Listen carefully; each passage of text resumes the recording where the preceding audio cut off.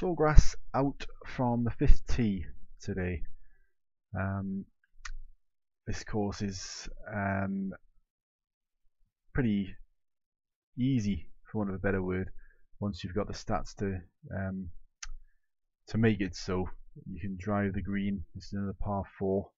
The first hole actually, it's a par 4, which is pretty basic birdie opportunity until you've got the stats to get onto the green, and then it becomes a fairly basic eagle opportunity, certainly with the pin where it is there, and when you've got the stats to drive the green. You might notice this video is going a lot faster than the other one. I did an Aztec video that was about 25 minutes long, so rather than do that in the same format, I thought I'd do basically I've sat in front of the telly recording each hole, and I'm just kind of narrating over it now, so you don't hear my wife nattering in the background.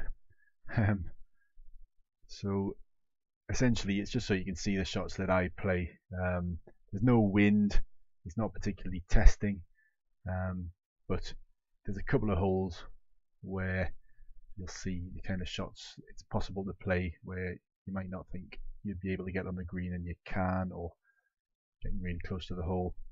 I didn't take too long over it. I'm struggling to remember what I did, because I actually did these holes last night. I've just merged them together into one video. So there's the first 2 holes already in 1 minute 30 seconds, so we're flying.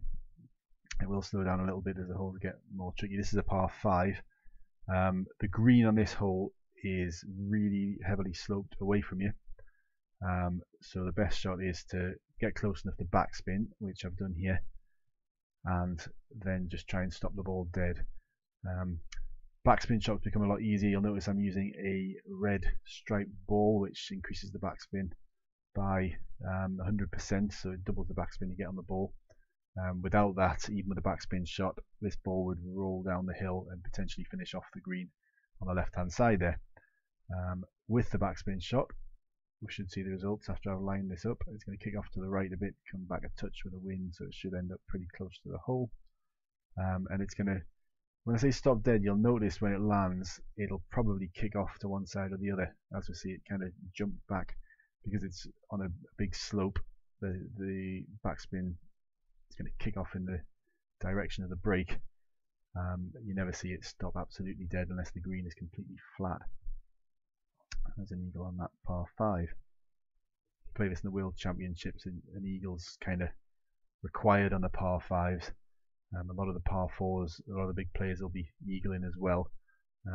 Some of the courses you can be driving the green, actually getting albatrosses. I'll do some of the videos of courses where that's possible. White Cliff and Sequoia, notably. You can eagle, you can albatross a par 5 on each of those. Excuse me. So the par 3, taking into account the elevation, I'm going to play a high shot, and if I've got it right, it should be pretty close, slightly off to the left there, 3 yards away for a tap-in putt really. I won't be using any guides. I think there's one hole actually I'll use a guide on later on. Usually getting within touching distance of the hole, so no need for that really. In the practice mode which I'm running, if you've got a guide pouch, which I have, it means you can basically use a guide on pretty much every hole. You get 3 guides in the pouch, but it resets for every hole you go to, so it's good for practice. It's good for learning to use the guides, because I know they are kind of frowned on by people sometimes, but if you want to compete, you're not going to be putting as many putts in the hole without them, nowhere near. And they are a bit of an art to use, certainly for longer putts. I still really struggle with downhill putts with a bit of break on them. Miss more than I get in. You see some people putting pretty much every putt in, so even with a guide, you know, it's not guaranteed you're going to put the ball in the hole. Certainly within about kind of anywhere from 3 to 10 yards from the pin, you're gonna be getting them most of the time, unless it is a really heavy breaking putt. Okay, so these are fairly standard holes. I'm just driving, flopping to the pin as close as possible, and then tapping in most of the time. Without the stats to get that level of distance, it becomes a lot more challenging. This one in particular, I've played this hole a few times. It's a funny one because you'd think where it's going to pitch, it'll go flying off the back of the green, but there is a slight elevation where it lands, which takes a lot of the pace off the ball. And you can put this fairly close. If I remember rightly, I think I put this really close, this tee shot. Would usually end up a little bit past the pin. What you don't want to do is come back too far and try and clip the front of the green here, which you do on a lot of holes. You want to try and clip the front of the green to take the pace off the ball. As we see, that's within 0.7 yards. So that's a great result. On that hole, there's a big hill, and if you clip the front of the green, it'll actually just come straight back off it and either go in the bunker or even miss the bunker and roll into the water behind. So that's something the practice courses teach you. Now this hole's another great one. It's a par 4. Once you've got the stats to do so, you wouldn't think you can actually draw around all of these trees. It looks as though you'll probably hit a tree on the way through, but you managed to miss them all, and you can just hit the fairway in front of the green and it'll bounce up nicely. That's a tricky hole, positioned right over the left hand side of the green as you look at it, but there we've got within 6.9 yards, and I think there's a bit of a break in front of the hole here, so I use the guide. Let's just see if that's the case. I think so, yeah. As you can see, there's a little kind of hill on the green. It kicks off quite severely to the right. I've taken that into account and used the guide, and that's a putt which I wouldn't have put in without a guide. You know, well, occasionally it might have gone in luckily, but I wouldn't have been able to calculate the break there accurately. And this is probably one of the most standard par 5s, even without the stats. If you haven't got the distance, I suppose it can make your second shot a little tricky. Once you've got the distance to do so, you just belt it down the middle. Even with a high wind, you very rarely see people missing the eagle on this hole. Done it once or twice.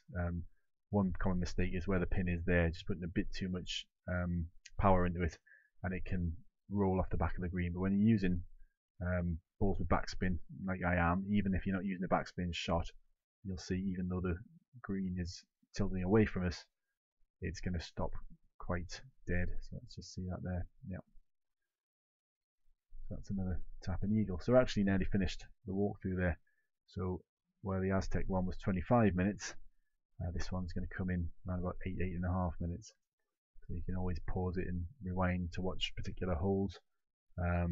If you prefer you taking time and talking through the shots in a bit more detail, comment below. I'll be happy to change the format of it. I thought I'd try the 2 different ways. Whichever is the most popular, I'll go with, presuming anyone actually watches the videos. And this shot to finish off with, I can remember this one. I thought it was actually going to go in. A hole in one, and this one would have been pretty amazing, but it was within distance to tap in without you having to do anything if it was a non-practice round. So there we have it. A bit of a lightning zip through Sawgrass out from the 5th tee, and I will do videos. Probably the next one I'll do will be Sawgrass in, just to keep them in order. But again, if you have any requests, anything that you really wanted to see, any particular shots, anything like that, feel free to comment on the videos. And thanks for watching. Bye.